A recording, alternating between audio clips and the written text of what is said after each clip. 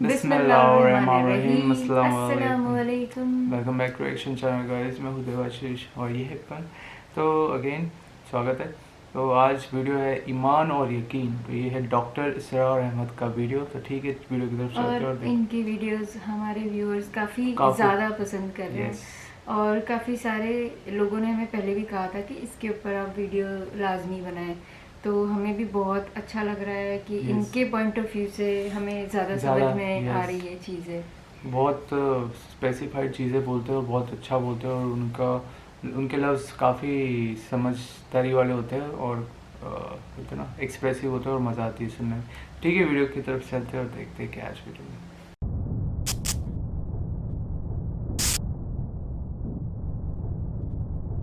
इस काम के कुछ लवाजिम हैं, कुछ शराइत हैं, इसकी कुछ तदरीज है जो हमें सुन्नत से मिलती है, कुरान से मिलती है, हदीस से मिलती है।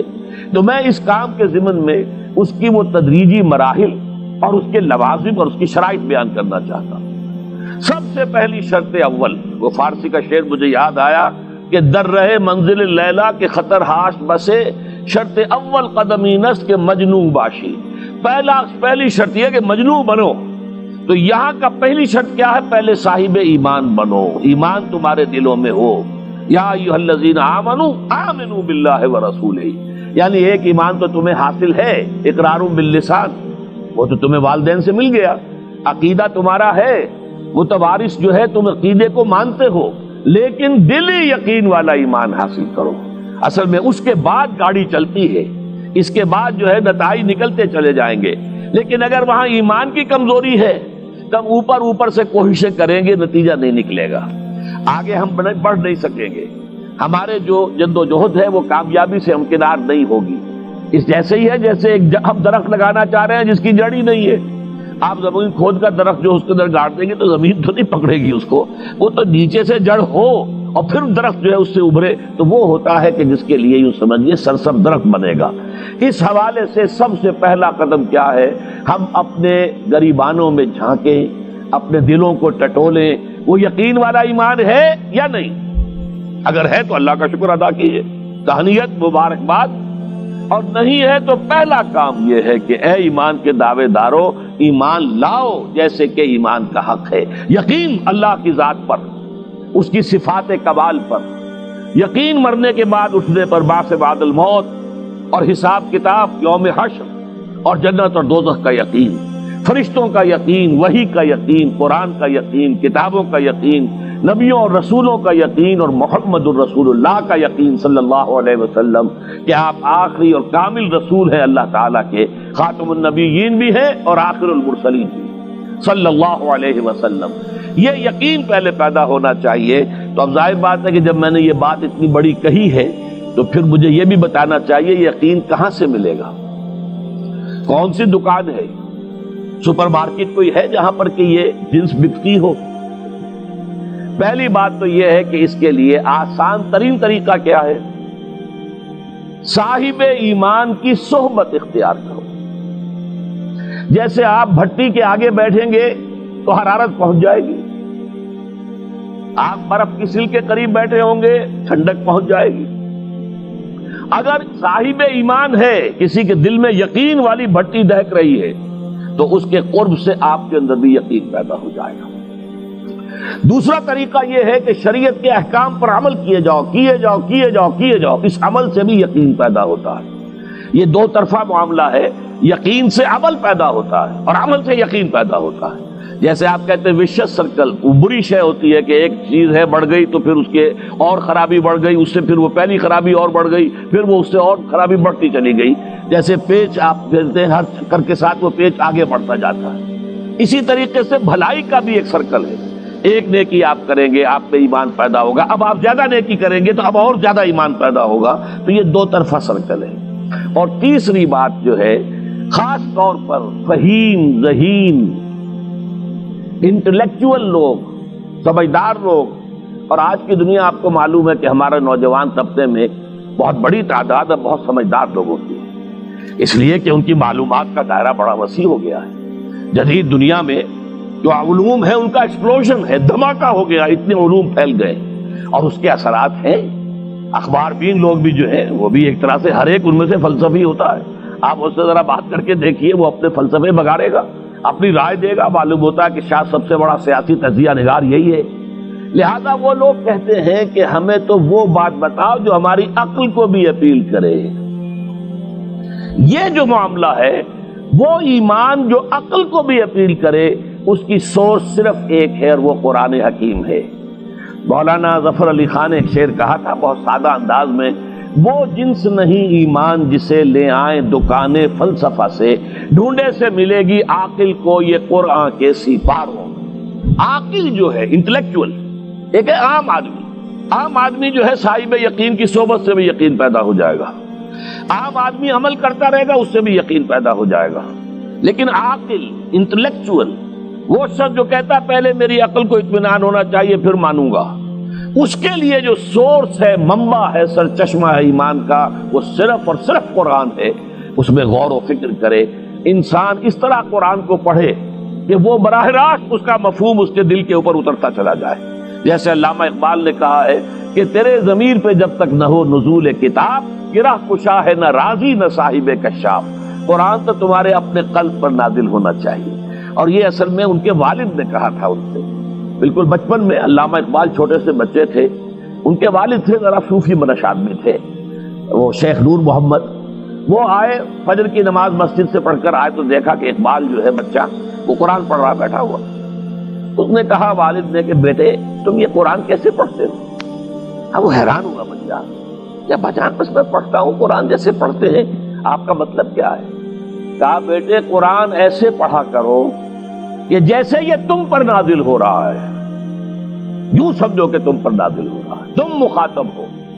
اب اس چیز کو انہوں نے اپنے اس شعر میں ادا کیا, تیرے ضمیر پہ جب تک نہ ہو نزول کتاب, گرہ کشا ہے نہ راضی نہ صاحب کشاف. جیسے یہ قرآن قلب محمد پر نازل ہوا تھا, فَإِنَّهُ نَزَّلَهُ عَلَىٰ قَلْبِكَ, جبرائیل نے یہ اے نبی اے محمد آپ کے دل پر اتارا ہے. تو جب تک ہمارے بھی دل پر نہیں اترے گا تو قرآن مجید جو ہے وہ ہمیں انسپائر نہیں کر سکے گا.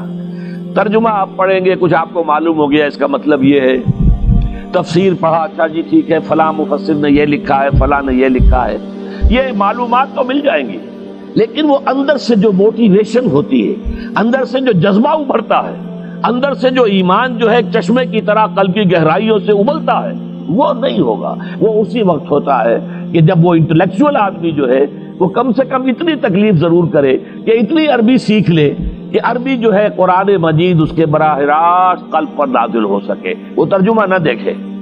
اب ایک آیت پڑھی پھر ترجمہ دیکھا, پھر دیکھا اس میں نمبر 11 لکھا ہوا ہے, حاشیہ میں جا کر دیکھا نمبر 11 یہاں ہے, وہ دیکھا, تسلسل تو ٹوٹ گیا. اب وہ بات نہیں رہی. اور ترجمہ جو ہے وہ سبھی جانتے ہیں دنیا میں, ہر بچہ بھی سمجھ لے گا کہ غالب کا کوئی شعر ہو اور وہ آدمی پڑھ کے جھوم جاتا ہے کہ کیا بات کہی, اسی کا انگریزی میں ترجمہ کر دیجیے. اب اس میں کچھ بھی نہیں, آپ نے مفہوم تو بیان کر دیا انگریزی میں, لیکن جو تاثیر ہے اس غالب کے شعر کی وہ انگریزی میں منتقل نہیں ہو سکتی.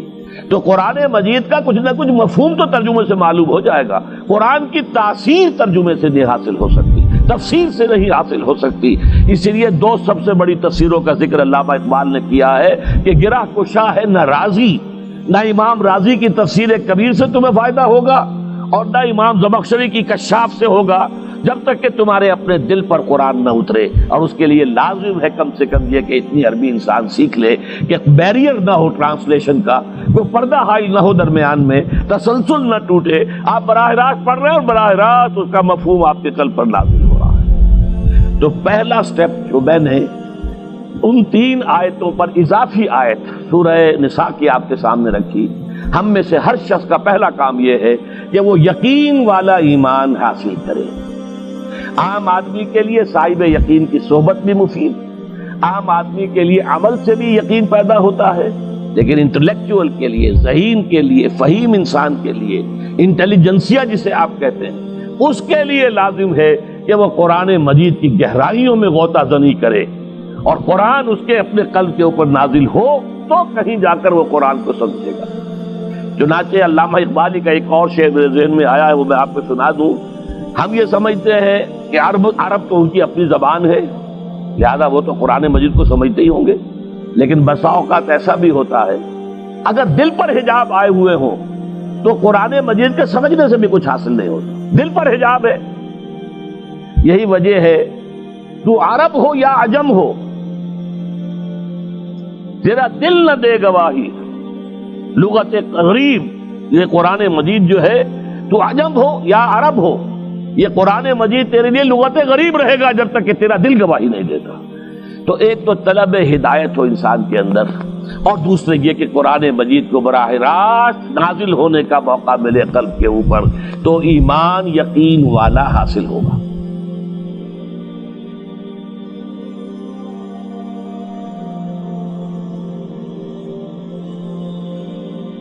تو میں بات کی گئی ہے ایمان اور یقین کے بارے میں.